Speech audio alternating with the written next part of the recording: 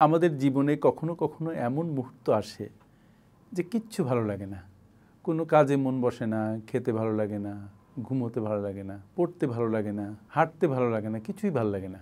কিন্তু কেন ভালো লাগে না সেটাও খুঁজে পাওয়া যায় না। মাঝে মাঝে মরে যেতে ইচ্ছে করে। এরকম যখন কিচ্ছু ভালো লাগে না, নিজের মধ্যে একটা অসহায়ত্ব বোধ চলে আসে, আমরা কি করব? বন্ধুরা, আজকের ভিডিওতে আমাদের যখন কিছুই ভালো লাগে না, মন অবশ হয়ে আসে, অবসাদে ডুবে যেতে ইচ্ছে করে, সেই সময়ে কি করব সেটা নিয়ে আলোচনা করব। তার আগে আপনারা যারা আমাদের সাথে নতুন, আমাকে নতুন শুনছেন, তারা আমাদের চ্যানেলটিকে সাবস্ক্রাইব করে আমাদের সাথে থাকুন। আর ভিডিওটা শেষ পর্যন্ত দেখে যদি ভালো লাগে তাহলে লাইক, শেয়ার, কমেন্ট দিয়ে এই ভিডিওটিকে অন্যদেরকেও দেখার ব্যবস্থা করে দেন। আমাদের সমাজে এখন এমন লোকের সংখ্যা অনেক যাদের কিছুই ভালো লাগে না। কেন ভালো লাগে না সেটাও বুঝতে পারে না। ফলে তাদের জন্য এই ভিডিওটি একটি সহায়ক ভিডিও হতে পারে। চলুন যাওয়া যাক মূল আলোচনায়।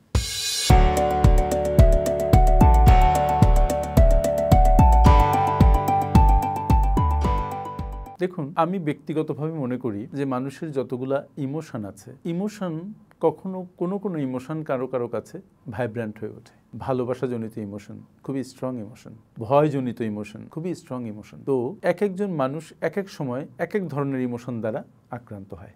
যখন সে আক্রান্ত হয় তখন সে সেই ইমোশনকে কন্ট্রোল করতে পারে না, তখন তার অসহায় লাগে, তখন তার অবসাদে ডুবে যেতে ইচ্ছে করে এবং তখন সে মূলত ইমোশনাল অবস্থায় থাকে। এটা কিন্তু মনের একটা স্বাভাবিক প্রক্রিয়া বলে আমি মনে করি। আমরা যেহেতু মানুষ, আমাদের মনের বিভিন্ন কালার বিভিন্ন সময় জাগ্রত হবে। কখনো অবসাদ লাগবে, কখনো ভালো লাগবে, কখনো হাসতে ইচ্ছে করবে, কখনো কাঁদতে ইচ্ছে করবে। তার মূল কারণ আমরা কিন্তু রোবট নই। যখন আপনার মধ্যে বিভিন্ন ইমোশন বিভিন্ন সময় কাজ করতে থাকে তখন আপনার মনে করা উচিত যে আপনি সুস্থ আছেন। যদিও আমাদের মধ্যে অসুস্থতা কম নয়, তারপরও যখন ইমোশন আপনার মধ্যে আপনাকে বিভিন্ন ডাইমেনশনে নিয়ে যায় তখন আপনি মনে করবেন আপনি ভালো আছেন। তবে যদি ফিল করেন যে না, খুব বেশ খারাপ অবস্থায় আছে, তখনই প্রশ্ন আসে যে আমার ভাল লাগছে না, কিছুই ভাল লাগছে না, কোনো কিছুই ভাল লাগছে না, কোনো শান্তি পাচ্ছি না, কিছুতেই মন বসছে না। তখন কি করবেন? কয়েকটা কাজ করবেন। যেমন নাম্বার 1, আপনি নিজের অনুভূতির প্রতি সচেতন হবেন। তার মানে আপনি বুঝতে চেষ্টা করবেন যে আপনার কেমন অনুভব হচ্ছে, আপনার কেন এমনটি লাগে, কেন ভালো লাগছে না, এর উপরে একটু কাজ করুন, চিন্তা করুন। আমরা কিন্তু খারাপ লাগলে গভীরভাবে চিন্তা করতে চাই না। গভীরভাবে চিন্তা করতে পারা একটা কঠিন ব্যাপার, এটা সবাই পারে না। চিন্তা করতেও অনেক এনার্জি ব্যয় হয়, কারণ সেখানে অনেক কনসেন্ট্রেশন লাগে। তাই আপনি অনেক মনোযোগ দিয়ে ভাবার চেষ্টা করুন, বোঝার চেষ্টা করুন যে আসলে আপনার কি হয়েছে, আপনার কেন ভালো লাগছে না। যখনই আপনি মনোযোগ দিয়ে এটা বোঝার চেষ্টা করবেন যে আপনার কেন ভালো লাগছে না, তখনই শুরু হবে আপনার ইমোশনের উপরে আপনার কর্তৃত্ব। অর্থাৎ আপনি আপনার ইমোশনকে বোঝার চেষ্টা করছেন এবং তার উপরে কন্ট্রোল নিতে চাচ্ছেন।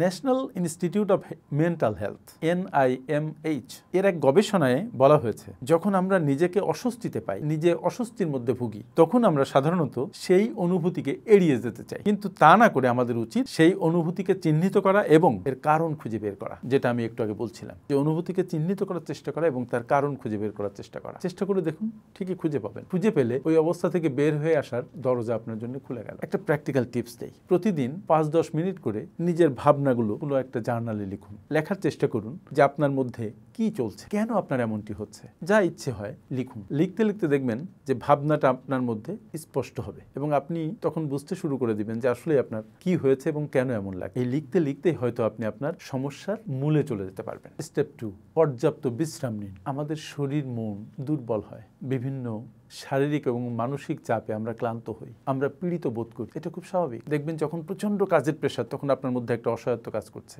একটা ভীতি কাজ করছে, এক ধরনের আড়ষ্টতা কাজ করছে। এগুলো এক একটা ইমোশন। দেখবেন পরীক্ষার আগে আপনার ভয় লাগছে, স্টেজে বক্তৃতা দিবেন তার আগে আপনার হাত পা কাঁপাকাঁপি শুরু হচ্ছে। এই সব কিছুর মূলে থাকে এক ধরনের ভীতি এবং অনিশ্চয়তাজনিত ভয়ের বিষয়। কি হবে, কি হতে পারে, এখানে আমরা এক ধরনের পীড়িত বোধ করি, তখন টেন্সড হয়ে যায়। আবার যখন অনেক পরিশ্রম করি, ফিজিক্যাল পরিশ্রম, তখন শরীর অনেক ক্লান্ত হয়। তো শরীরও যেমন ক্লান্ত হয়, মনও তো তেমনি ক্লান্ত হয়। আর এই শরীর মনকে শান্ত করার সবচেয়ে বড় মেডিসিন হচ্ছে পর্যাপ্ত বিশ্রাম। আপনি যদি পর্যাপ্ত বিশ্রাম না নেন, বিশ্রাম বলতে কিন্তু শরীর এবং মনের বিশ্রাম বুঝিয়েছি। আপনি শুয়ে আছেন কিন্তু আপনার মন বড় চঞ্চল, এটা তো বাদরের মতো এখানে সেখানে দৌড়াতে থাকে। আপনি দেখবেন যে শুয়ে আছেন, মন চঞ্চলতার কারণে আপনি কিন্তু রেস্ট নিচ্ছেন, বাট আপনি ওয়েল রেস্টেড হচ্ছেন। You need complete rest. Complete rest নিতে পারলে আপনার মনের এবং শরীরের অনেক উপকার হয়। ওয়ার্ল্ড হেলথ অর্গানাইজেশন WHO, তাদের মতে আমাদের মন এবং শরীর উভয়েরই বিশ্রাম প্রয়োজন। যদি আমরা নির্দিষ্ট সময়ে বিশ্রাম না করি তাহলে একটি মানসিক চাপ ও হতাশা সৃষ্টি হতে পারে। তার মানে আমরা যদি নির্দিষ্ট সময়ে বিশ্রাম না নেই, একটা পর্যাপ্ত সময় ধরে বিশ্রাম না নেই, তাহলে আমাদের মানসিক এবং শারীরিক অবসাদ আসতে বাধ্য। যেমন ধরুন, আপনি যদি একটানা 2-3 ঘন্টা কাজ করেন আপনি ক্লান্তিতে ভুগবেন, কিন্তু যদি 40-45 মিনিট কাজের পরে আপনি 5 মিনিট রেস্ট নেন তাহলে আপনার মন এবং শরীর দুটোই প্রশান্ত হবে। আবার কাজ করুন, আবার একটু রেস্ট নিন, রাত্রে তাড়াতাড়ি ঘুমোতে যান, সকালে তাড়াতাড়ি ঘুম থেকে উঠুন, মেক ইট এ হ্যাবিট। কিন্তু দেখা যায় যে যখন মনের মধ্যে অবসাদ চলতে থাকে, এক ধরনের টেনশন চলতে থাকে, তখন ঘুম ঠিক মতো হয় না, টাইম টেবিল সব উল্টাপাল্টা হয়ে যায়। এখানে নিজের পরে একটু জোর দেওয়ার বিষয় আছে, ডিসিপ্লিনড হওয়ার বিষয় আছে। প্রতিদিন অন্তত 6 থেকে 8 ঘন্টা ঘুম শরীরের জন্য দরকার। অনেকে কম ঘুমিয়েও ভালো থেকেছেন, কিন্তু অ্যাভারেজ মানুষের 6 থেকে 8 ঘন্টা ঘুমের দরকার এবং তাড়াতাড়ি ঘুমোতে যাওয়া দরকার। এই প্র্যাকটিস করুন, দেখবেন যে আপনি মন খারাপ থেকে খানিকটা বের হয়ে আসতে পারছেন। স্টেপ 3, নতুন কিছু চেষ্টা করুন। একঘেয়েমিপনা, মনোটোনি, এটাও কিন্তু খুব ক্ষতি করে আমাদের। সুতরাং যখনই আপনি বুঝছেন যে আপনার কিচ্ছু ভালো লাগছে না, এমন কিছু ট্রাই করুন যেটা নিকট অতীতে করেন নাই বা হয়তো কখনোই করেন নাই। নতুন কিছু করলে একটা ভেরিয়েশন পাবেন, তখন দেখবেন আপনার ভালো লাগতে পারে। যেমন ধরেন আপনি সাঁতার কাটেন না, সাঁতার শেখার চেষ্টা করুন। আপনি বাইসাইকেল চালাতে পারেন না, শেখার চেষ্টা করুন। অথবা অনেকদিন বাইসাইকেল চালান না, এটা আবার চালান। কোথাও ঘুরতে যান যেখানে যান নাই, এমন কোনো বই পড়ুন যেটা আগে পড়েন নাই। হার্ভার্ড মেডিকেল স্কুলের একটা গবেষণায় বলা হয়েছে নতুন অভিজ্ঞতা আমাদের মস্তিষ্ককে উদ্দীপ্ত করে এবং আমাদের মানসিক অবস্থার উন্নতি করে। আপনি যদি নতুন কোনো অভিজ্ঞতা পান, যেমন নতুন ভাষা শেখা, আমি আরো আগে কয়েকটা কিছু বলেছি, নতুন রান্না করা বা অন্য কোনো সৃজনশীল কার্যকলাপে যুক্ত হন, তাহলে তা আপনার মনকে নতুন করে উদ্দীপ্ত করবে এবং মনোযোগ ফিরিয়ে আনবে। স্টেপ 4, সামাজিক যোগাযোগ বজায় রাখুন। ইউনিভার্সিটি অফ ক্যালিফোর্নিয়ার এক গবেষণায় পাওয়া গেছে যারা নিয়মিত সামাজিক সম্পর্ক বজায় রাখেন তাদের মধ্যে হতাশার হার অন্যদের তুলনায় 20% কম। সামাজিক সম্পর্ক শুধুমাত্র পারিবারিক সম্পর্ক নয়, সমাজের আরো অন্য স্তরে যারা আছেন, আপনার আত্মীয় স্বজন, পাড়া প্রতিবেশী, বন্ধু বান্ধব, সবার সাথে একটা সম্পর্ক বজায় রাখেন। যখনই আপনি হিউম্যান টাচে যান বা যখনই আপনি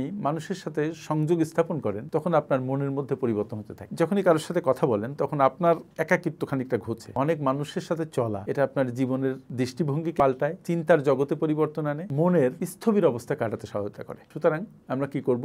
ঘরের কোণে বসে আমার কি হলো রে, গেলাম রে, মরলাম রে না করে মানুষের সাথে মিশবো। যত মানুষের সাথে মিশবো তত আমার মনের আধার কাটতে থাকবে, অবসাদ কাটতে থাকবে। সো যেখানে কখনো যান না, যে আত্মীয়র বাসায় যান না, ঘুরে আসুন। যে কাজিনের সাথে দেখা করেন না, তার সাথে দেখা করুন, আড্ডা মারুন। যে বন্ধুকে অনেকদিন আগে হারিয়ে ফেলেছেন, তাকে খুঁজে বের করুন, আড্ডা মারুন। দেখবেন আপনার মন অনেকটা ভালো হয়ে গেছে। আসলে আমাদের অনেকের সাথে সম্পর্ক আছে কিন্তু সংযোগ নেই। প্রথমত পরিবারের সবার সাথে সুন্দর সংযোগ স্থাপন করা দরকার, তারপরে সংযোগটাকে ছড়িয়ে দেওয়া দরকার বাইরে। মানুষের সাথে মেশার উপরে বড় কোনো ওষুধ নেই। যে মানুষ যত একা, সে মনে মনে তত নিঃস্ব, আর যে মানুষ অনেকের সাথে মেশে, সে মানুষ মনে মনে প্রাণবন্ত। সৃজনশীল কার্যকলাপে যুক্ত হন। আমি নিজে একজন সৃজনশীল মানুষ বলে মনে করি। যখন আমার কিচ্ছু ভালো লাগে না, আমি হয়তো একটা কবিতা লিখি, আবার কখনো কখনো খুব অশান্ত লাগে, তখন একটা গান লিখি। ছবি আঁকার চেষ্টা ছোটবেলায় করতাম, এখন করি না। কিন্তু যখনই গান লিখি, কবিতা লিখি অথবা গান গাই, নতুন গানের সুর দেওয়ার চেষ্টা করি, তখন একটা অপূর্ব ব্যাপার ঘটে। আমার মনের খারাপ লাগাগুলো কোথায় যেন অদৃশ্য হয়ে যায়, ভালো লাগে। ঠিক আপনারও অনেক গুণ আছে নিঃসন্দেহে। পাতার বাঁশি বাজাতে পারেন, ছবি আঁকতে পারেন, গুনগুন করে গান গাইতে পারেন অথবা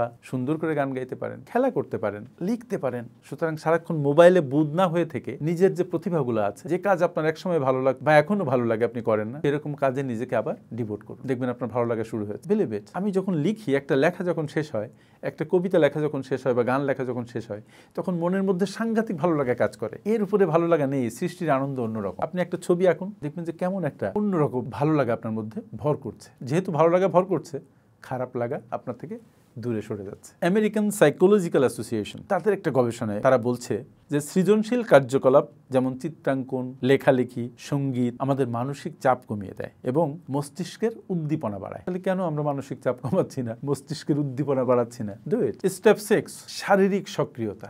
আমরা যেটা করি, বসে থাকতে থাকতে না শরীরের গিঁটে ব্যথা হয়ে যায়, থাকি মন ভালো লাগছে না, শুয়ে থাকি, আবার উঠি, আবার বসি, হয়তো একটু চক্কর দিলাম, আবার শুয়ে পড়লাম, ঘুমানোর চেষ্টা করলাম, ঘুম হচ্ছে না। মানে মন খারাপকে সাংঘাতিকভাবে উদযাপন করি। উদযাপন ইন এ নেগেটিভ সেন্স। যদি পজিটিভ সেন্সে উদযাপন করা যেত, সেটা আবার একটা পজিটিভ জিনিস হতে পারত। আমাদের শারীরিক সক্রিয়তা খুবই দরকার। হাঁটাহাঁটি, দৌড়াদৌড়ি, ঘোরাঘুরি। শহুরে জীবনে এটার একটু অভাব, কিন্তু গ্রামে যারা থাকেন তাদের জন্য অবারিত গ্রাম, অবারিত মাঠঘাট, তারা যে কোনো জায়গায় দৌড়াতে পারেন। শহরে কিছু পার্ক আছে, সেখানে যে আপনি হাঁটতে পারেন, দৌড়াতে পারেন। জিম আছে, যারা যেতে পারেন, সেখানে তারা ফিজিক্যাল এক্সারসাইজ করতে পারেন। শারীরিক মুভমেন্ট, এটা আপনার মনকে সক্রিয় করে। শরীর যখন সক্রিয় হয়, মনও তখন সক্রিয় হয়ে ওঠে। সুতরাং শারীরিক সক্রিয়তার চেষ্টা করুন যদি মনকে ভালো রাখতে চান, কিচ্ছু ভালো লাগছে না, এটাকে কাটাতে চান। মোটে না পারা গেলেও দিনে অন্তত 30 মিনিট হলেও শারীরিক ব্যায়াম করুন, ফ্রি হ্যান্ডে করুন অথবা হাঁটুন, দেখবেন যে আপনার মন ভালো লাগে। স্টেপ 7, প্রফেশনাল সাহায্য গ্রহণ করুন। World federation for mental health, WFMH, এদের মতে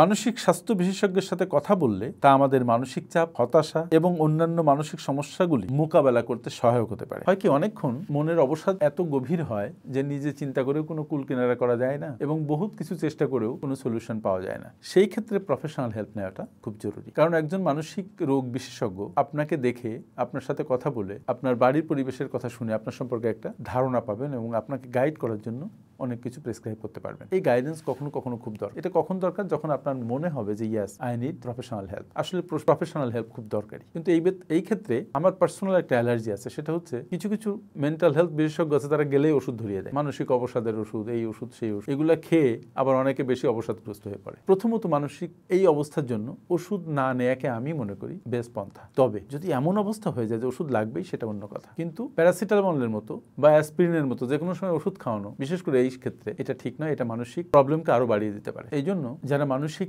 অবস্থা দেখেন সাইকিয়াট্রিস্ট, তারা এটা ভালো বুঝবেন। কিন্তু আপনি যেটা করবেন, যেহেতু এটা মনের চিকিৎসার ব্যাপার, যে ভদ্রলোক আপনাকে দেখবেন তিনি যেন আসলে যোগ্য হন এটা খুঁজে বের করতে। এই ক্ষেত্রে যে কোনো মানুষ হলে হবে না, বিশেষ করে যদি তিনি ওষুধ দেন। কারণ এরকমও হয়েছে যে ওষুধ দিয়ে তার কোনো পেশেন্টের মধ্যে এমন অবস্থা হয়েছে যে সে পরে আত্মহত্যা করেছে। এমন এক্সাম্পল আমরা পত্রিকায় দেখেছি। সামনে যে সময় আসছে, আমার মনে হয় এই যে কিচ্ছু ভালো লাগছে না এরকম গ্রুপ অনেক বেড়ে যাবে, এখনই গেছে, এবং এদের জন্য professional attention would be very much required. যা হোক, আপনার যদি মনে হয় ভালো লাগছে না, আমি যে 7টা স্টেপের কথা বললাম, এই স্টেপগুলো অনুসরণ করুন। আমার বিশ্বাস আপনি যখনই এই স্টেপের মধ্যে ঢুকে যাবেন এবং কাজগুলো করবেন, তখন আস্তে আস্তে আপনি আপনার সমস্যা থেকে বের হয়ে আসতে শুরু করবেন। আপনার সমস্যা থেকে বের হতে আপনাকে সবচেয়ে বেশি হেল্প করতে পারেন আপনি, নট এনি ডক্টর। সুতরাং it is your life, it is your mind, take care of it. এটা আপনার দায়িত্ব প্রথম, তারপরে অন্যদের। আমার সাথে এতক্ষণ থাকার জন্য অনেক অনেক ধন্যবাদ।